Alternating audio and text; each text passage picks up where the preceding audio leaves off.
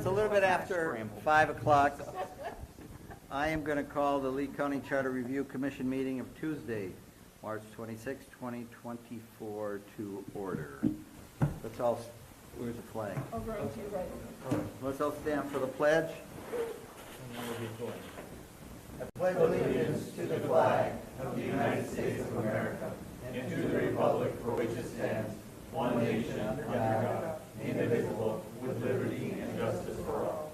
Thank you. Let's all be seated. We have 9 members, so we have a quorum, and we're going to take public comment. I have 3 cards in front of me. Stephen, you're first.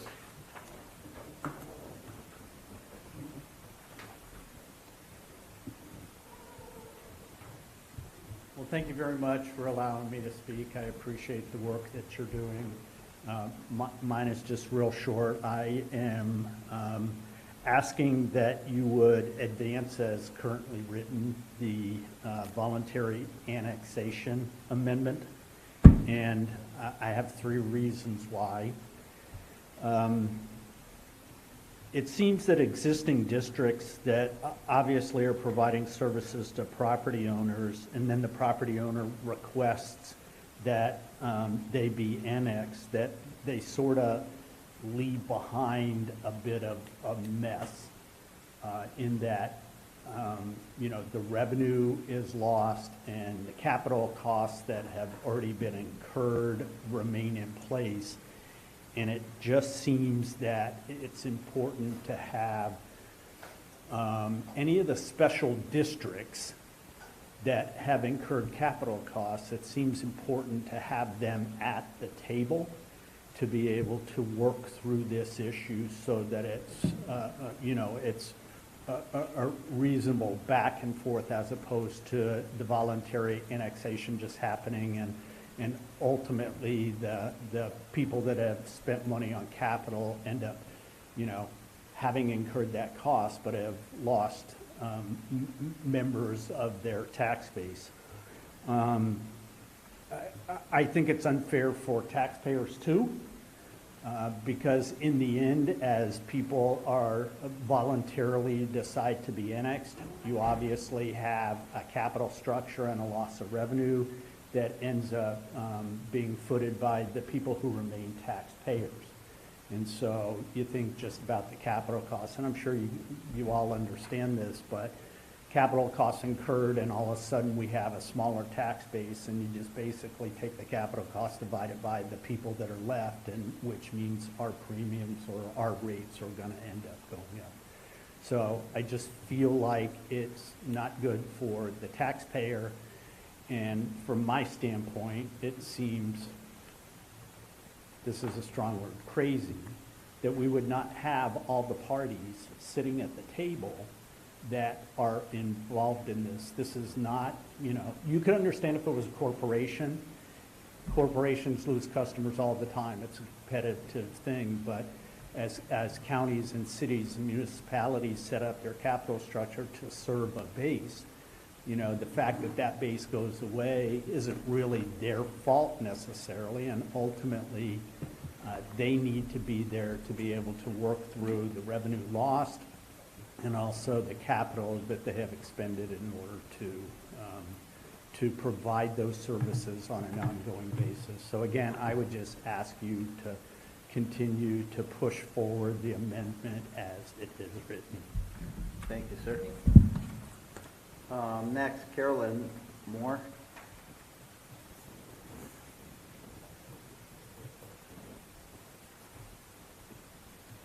Good afternoon.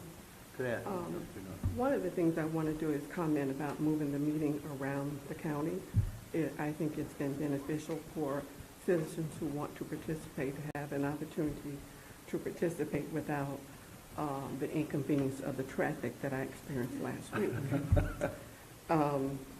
And one item off topic that since I've missed several meetings being out of town, is that I think the county commission meetings need to be held in the evening, because it says to the citizens, we don't want you to be heard. They are working. They've got family members. Come closer. Oh, okay. So meetings do need to be made available to citizens. But on the topic of annexation, and whether it's voluntary or whatever reason they would like, a group would like to come into the district, I think that the county needs to decide whether they have met the needs of the current population, whether everybody's needs are met before you take on another burden. And by that, since I've been in Lee County, I've heard nothing more about Alva, the water situation, the sewage, and the roads. So those needs are not being met at this time, from what I read in the news.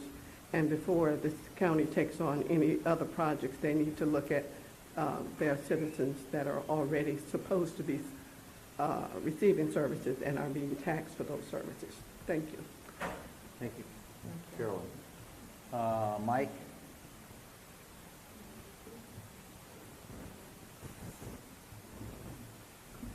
How about that traffic?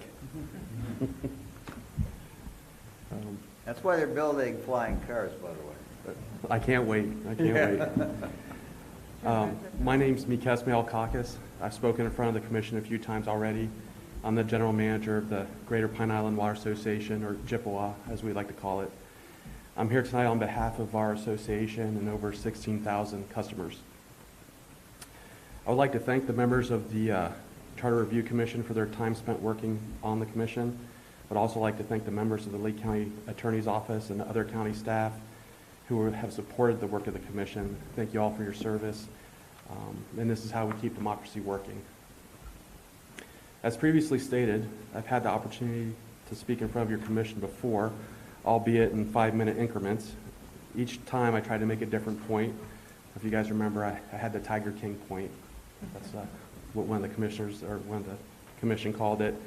But tonight I'd like to try and string those 5-minute segments together into some sort of narrative that makes a little bit more sense. Before I do that, I'd like to give you some information about GIPWA. We're one of the longest operating not-for-profit water utilities in Lee County. We've been in continuous operation for 57 years. We've been providing clean, safe drinking water to Pine Island and the surrounding communities since 1967. And that was done through a long-standing franchise agreement with Lee County. However, annexations have encroached on our service area for many years now and threatened the association's ability to continue to provide high-quality service to the current and future customers. So to effectively communicate my thoughts on annexation, I need to first discuss our legal system. So I'm gonna digress for a second, but I promise I'll bring it back. So our legal system is based on English common law.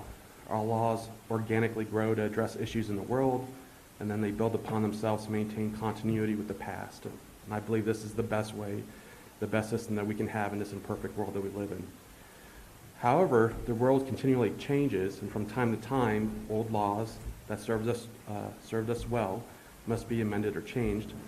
And I believe this is the case now, and that is why I urge you to advance this amendment to the vote of the electorate. Currently, voluntary annexation laws allow property owners to join a local municipality. So you might ask yourself, why would a property owner want to join a municipality? And to answer that question, imagine that you lived at the turn of the century and you didn't have running water and you didn't have fire protection. But there was a municipality close to you that'd be willing to let you into it and then provide those services, and you might be willing to pay some taxes and get those services. So that's a historical framework for the voluntary annexation laws as we have them now. The current real world situation is much different. So nowadays, no one lives without running water or fire departments or sewers or libraries, etc.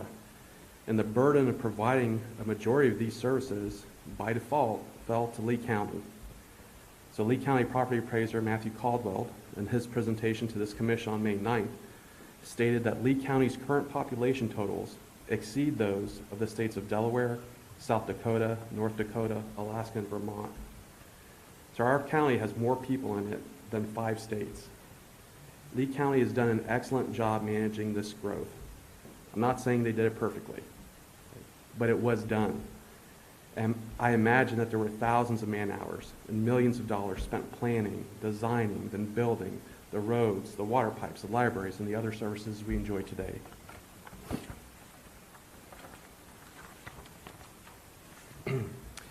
In unincorporated Lee County, a vast majority of the people already have services. When they, why then might a property owner want to voluntarily annex?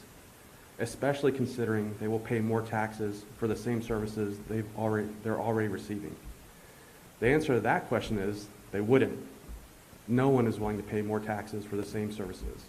I think we can understand this as a basic human truth. No one's going to pay more taxes.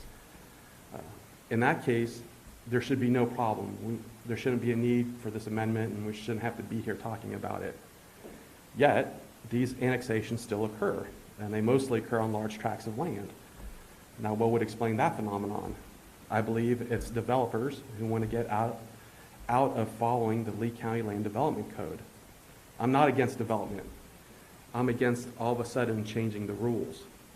The inhabitants of unincorporated Lee County have been putting their time and effort into developing the Land Development Code, especially Chapter 33, which contains the articles pertaining to the planning communities, of which both Greater Pine Island and Matlacha have, along with Captiva, San Carlos Island, and other communities.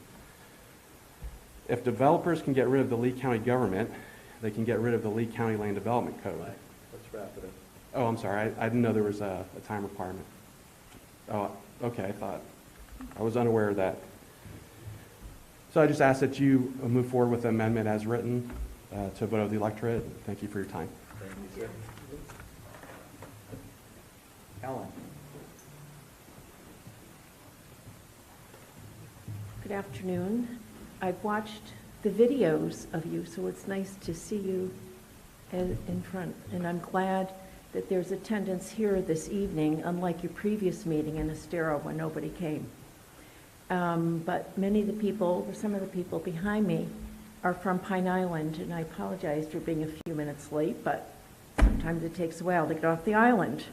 My name is Ellen Ballard, and I live in Bokeelia, and am served by the Greater Pine Island Water Association and the Matlacha Pine Island Fire Department.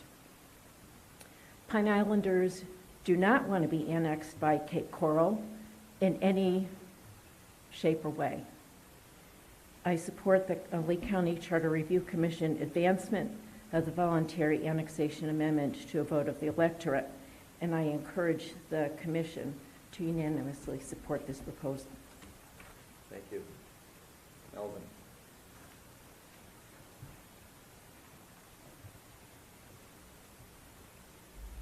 I am Robert Ballard. I'm a native Pine Islander. Going back, my mother was born in Cayo Costa, so we have a long life on Pine Island. And we have love our independence. I'd like to keep it that way. I've seen what happens when these new corporation or incorporated cities try to take over. I grew up where Cape Coral is now and seen what happens there. And not happy with what I've seen because I grew up where the Publix is on Birstall Road. I don't like the encroachment. I'd like to keep it where we can. And I would like to encourage you to adopt this charter resolutions that's going on here to try to give the utilities and stuff that are having something at stake here, if an annex happens, to make sure that they're protected if that happens and they don't lose all the stuff they have invested at this time with serving the people that are in unincorporated Lee County. Thank you. Thank you. Anybody else? I don't have any more cards, but anybody else in the audience want to make comments? No? Okay. Then I'll just call for adjournment. Well, Mr. Chairman, Eric? thank you. If I might, could I ask the gentleman from the Pine Island Water Association to come up with just a quick couple of questions? One of the things, by the way, that I keep hearing from people is relating to this, and in general, that Cape Coral is constantly seeking to annex Pine Island.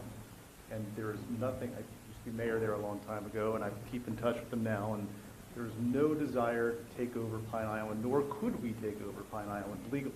So I don't think anyone in Bokeelia or St. James or the center or anywhere else on Pine Island has to worry about that. So that's a good thing. What I wanted to ask you, sir, is, and I don't know if you can quantify this or not, I'm looking for a number, basically. Past 10 years, how many customers, what percentage of customers have you lost as a result of annexations, if any? I'd say in the last 10 years, it's hard to know because we lost all of the Sandoval community. So when they came in for plans review, the whole development wasn't designed. But if I had to guess right now, maybe we lost on the order of, I don't know, 2,000 customers. So did you serve the Sandoval community as built, or did you lose that land prior to the development of Sandoval? So it was in our franchise area. Right. And we were set to serve it. And we built a booster pump station at the cost of $2 million to serve it.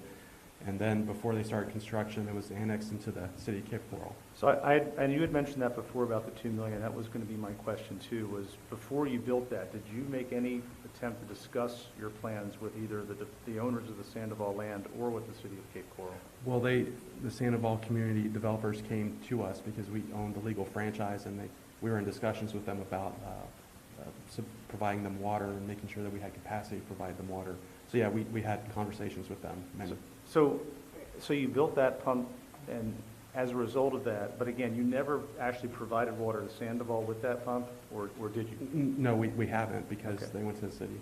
Okay, and so just so I understand the end result of that, it was constructed, your association spent $2 million and never was able to use it in any kind of meaningful way. Did you disassemble it and move it, or what happened? No, it's still there, and we use it to serve Saltwood Farms. So it is serving and Cape Royal. others in It in is, that but area. it's serving them at minimum flows. Okay. So- So I guess that was the other question too, was whether the association, because I've never been to one of your meetings, whether there was a discussion about serving the enclaves. I'm sure some people here know that Sandoval and others are enclaves inside the city of Cape Coral that didn't incorporate in by their choice. Has there been discussions in the past and currently about when you're expanding, that you're expanding to an area that is in the middle of the city of Cape Coral, whether that could be a potential problem? Well, so we weren't expanding. So our water association was incorporated before the city was incorporated. And so the franchise that was given to us by Lee County was predefined before the city existed. Now, the city boundaries, when they were incorporated, didn't come close to our franchise area. Over time, the city limits have been expanding into our franchise area. Right. So I guess my main question is, when you're going to spend capital on serving your franchise area, is there any discussion or is there any analysis of whether that area may not be your area for much longer, or is that not considered as part of the calculation? Well, we, like most utilities in Southwest Florida, we do a 10-year CIP, so that's our window. We're looking 10 years out. We look at population projections that come out through University of Florida, Bieber Institute. So yeah, we're always looking out into the future. Historically, we thought of our franchise area as sort of like legally ours, and so we didn't really anticipate or think through scenarios, contingency scenarios where people would come in and take the franchise area away, but now we do. Okay. Thank you very much for your time. Thank you. The Sandoval thing, did that happen before you were there? Yes, sir. Okay, and so you got a 10-year plan of what you have to kind of base your building capacities on. Yes, sir, yeah. So when Sandoval come in and they annexed it, was there conversations with you guys about that? Or did they? Not up front. Afterwards, I mean, you could understand that the utility was a little bit upset, and there was many conversations. No legal action was taken until later, a few years later, Walmart came in, and the same thing happened. And then there was, we did sue the city, and then from that we have precedent that when there is an annexation, we are allowed to service that area until our term is up. So when our franchise term is up, then it goes over to the city. But for Sandoval, it went to the city right at the annexation. It was kind of like a gray area. So you didn't have a chance to go in and say, whoa, wait a minute, let's talk about this. Not really. Yeah, that's an accurate way of putting it, yes. I'd like to shed some light on this conversation. First of all, I think that what we're talking about here is a real problem. It's not an imaginary problem. And to say that Cape Coral has no plans to do any annexation, I don't know where that statement came from, because let's look at the facts. in the Pine Island plan went all the way to the corner of Burnt Store Road and Pine Island Road. The southwest corner was in the Pine Island planning community. That area was annexed. That was really a big future area of growth that would have been, that was in our franchise area to be served by not only the water company, but by our fire department as well. And then we have all of these out parcels. There are numerous out parcels that are in the county that are on each side of Pine Island Road. And it goes all the way to Bubba's. That's being served by our water company. And at one time, we were serving all of Unit 58 in Cape Coral and a portion of Unit 59. So we lost all these service areas, and we had an agreement with Cape Coral, and if they would not annex these lands, they made a deal with our fire department unless we sit down beforehand and did what this proposal that we're talking about today would do. Is everybody sit at the table and work out an equitable plan. So everybody is a win-win. That has not happened in the past. It has not happened with Lee County and the city of Fort Myers. All of the stuff that was annexed by the city of Fort Myers out by Colonial and Daniels and Tree Line, all of that property in there that was annexed by the city without any services available for it. And then they come to the county and say, will you sell us water so we can do this multifamily development there? So these issues are all over the county. It's not just limited to Pine Island and Cape Coral. And so I think we have to put something in place because what's in place is not working. And as a result, the ratepayers, the users of the current system, are going to have to pay for all of these increased capital costs from losing about 2,000 paying customers. So that's why we're talking about this. It's not to stop any growth, it's to accommodate growth in an orderly manner. And that's what we're talking about doing because all of these other parcels as you go west from Chiquita are going to be annexed into the city. It's just a matter of time. Brian? Sir, I may be recalling this incorrectly, but I thought that at one of our recent meetings, the representative of the city of Cape Coral City had been talking with you or maybe with the fire department or someone about an interlocal agreement or on the way to drafting and maybe even entering into one to try to address some of the concerns that you had spoken of earlier. Is that the case, or did I hear that wrong? No, you heard that correctly, but that's not the case. So they have done an interlocal agreement with the fire district, and they have not done one with us. They broached the topic with us, but we haven't started formal conversations with them. Do you plan on carrying forward conversations with the city in that regard? I think we have to. You know, I've been reticent. You know, I think the legality is where it is. I don't know why I should have to sign an interlocal agreement with the city to hand over our franchise area when that was given to us through Lee County. And I don't think people really want to annex into the city.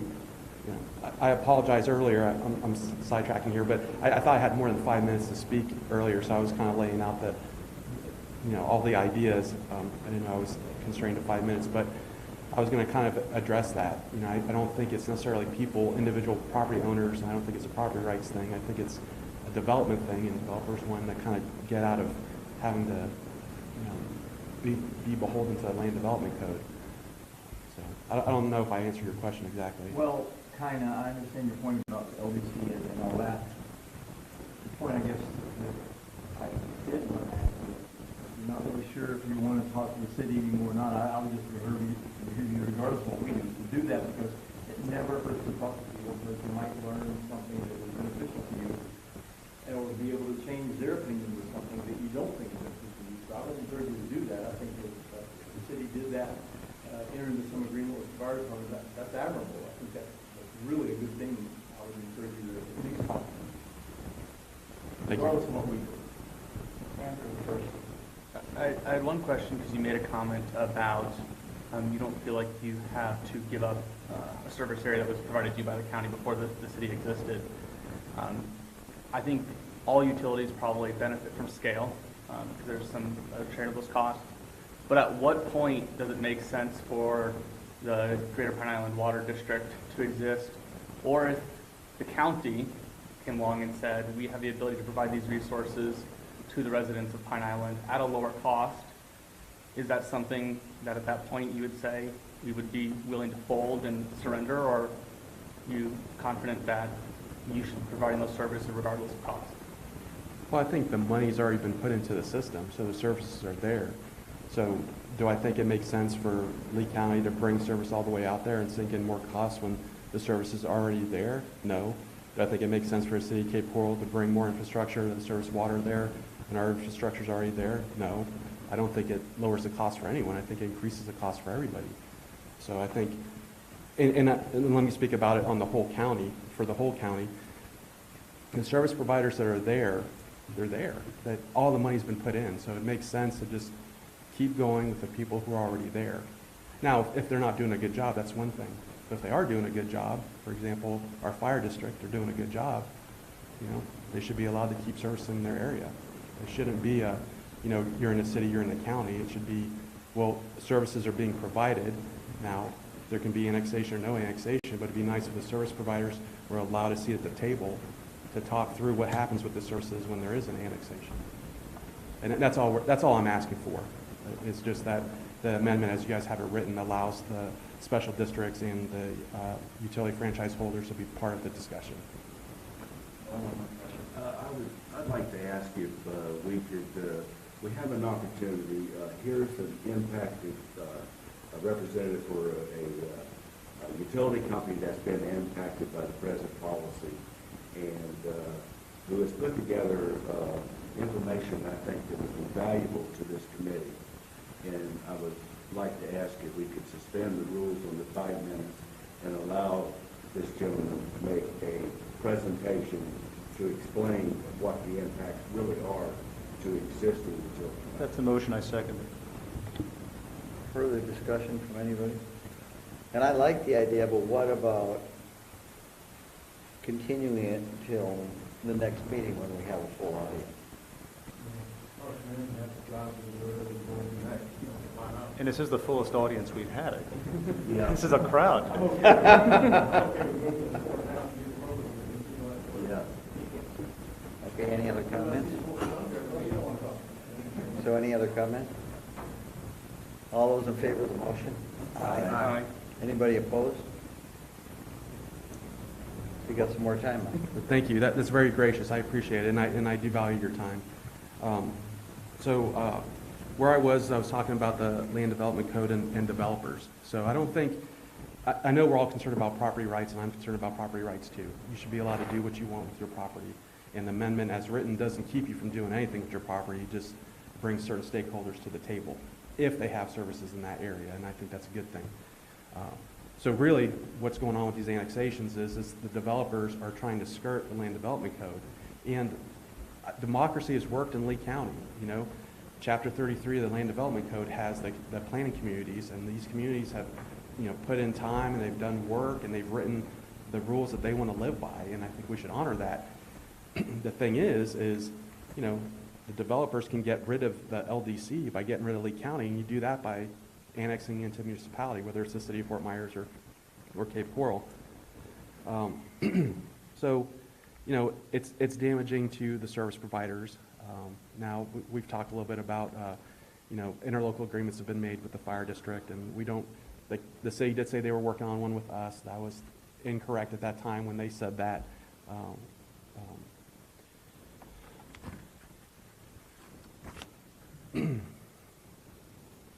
So one of the other points I had made previously was, if you want to look at something, you got to look at it from different angles, right? It's like having 5 senses. If you can touch it, feel it, and smell it, it probably exists.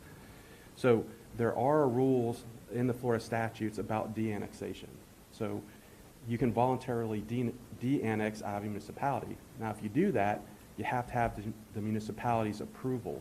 So what I'm kind of saying is it's a double standard, so if you're in a municipality and you want to de-annex, you need their approval, probably because they gave you services and they want to talk about what happens with those services. So it's the same thing with the county, getting back to when I was talking about English common law. So common law is built on the fact that people didn't have services and they were annexing to get services. Well, now most people in unincorporated Lake County have services. So when they're annexing, they're not getting services, they already have services. So it's somewhat of a double standard, and I just want you guys to, like I said before, forward the amendment as written, and it gives the stakeholders an opportunity to sit at the table. And that's pretty much it. I thank you for your time. I appreciate the opportunity to speak a little bit more. I apologize, I didn't know it was a 5-minute restriction. Brad, I just want to put one thing you mentioned a second ago. I did not state that the city they talked to you. I asked whether they had talked to you. I couldn't remember if you were the fire department. You confirmed it was the fire department, but you were not sure you were talking to. Don't go away saying No. the city said. They did say it. Sure. You remembered correctly. They did say it at not the last full meeting, not the last public meeting. Yeah. Just want to make sure we clarify that. Yes. Any other questions from the board? Any comments from the board? I have a comment. Sir? Did you have anything else? I I'm don't good. have Thank any you. questions for Thank the you, gentleman Mike. presenter, Thank but three things. One thing that he brought up about the de-annexation, the double standard. It does sound like a double standard. I think we've talked about that once in here before, and that is an issue for the legislature to tackle and not for us, in my opinion. The second one was his comment, and this is something that I'm trying to get at, his reticence to discuss things with the city. Now, I also am reluctant to talk to Cape Coral, too. It's an unpleasant experience to deal with cities, and sometimes with counties as well.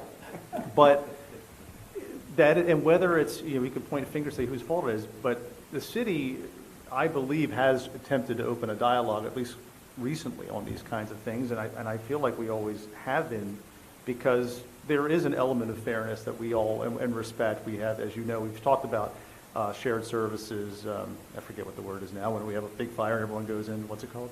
Somebody? Anybody? Thank you, mutual aid. Gosh, I didn't get enough sleep last night. So there's a lot of cooperation already. But that reluctance to even broach the subject with the governing body you're trying to govern, it concerns me, and I don't think he's the only person that feels that way. I think it's happening on a larger scale, too. And that always gets me back to that $2 million issue. I know he wasn't there for it, so I don't mean to sound critical, but if you're going to make a serious capital spending on infrastructure for whether it's your city or your water system or the fire district, and you don't consider whether this land that is probably going to be developed into 1,000 homes that's within the boundaries of the city, just hasn't been annexed yet, might be annexed, there needs to be a discussion and a deal done. And again, maybe this is the lawyer had on me. I'd make sure that whether if Sandoval pulled out of that or the city did something, that there would be something in writing before you made that large expenditure. So again, I know it's not always this way, but I think that we all have an obligation to our ratepayers or to our taxpayers to think about those things and to plan accordingly. Again, and we have lawyers in I don't know what lawyers that Pine Island Water has, but every other entity has lawyers either inside or out that should be working on these things. And so I can go through 1,000 things the city didn't do well with lawyers, and we paid out the notice for it, and it's terrible, but it's no one else's fault either. So I just wanted to point those things out, that I think part of the reason the situation that we've seen is not because of faulty rules, but just a lack of communication and a lack of planning. And that's my comments. Thank you, sir. Anybody else? Any more comments from anybody? I move to adjourn. Yeah, second. All right, before we adjourn, the next meeting, which is scheduled for April 9th, is a full meeting downtown. It's a meeting where we're going to discuss the proposal and vote on it. So, and it's the last meeting. So Andrea's going to be done with us. Well, she'll bring pizza or some sort of food then to celebrate the end of this, right? Yeah. I had to force you all to take it last But anyway, April 9th, final meeting, major discussion on this, and we're going to vote on it. So if everybody could please put it on the calendar. arrive on time. We're meeting where we used to meet downtown. And I have nothing further. Does anybody else have anything further? We have a motion and a second to adjourn. All in favor? Aye. Anybody opposed? Thanks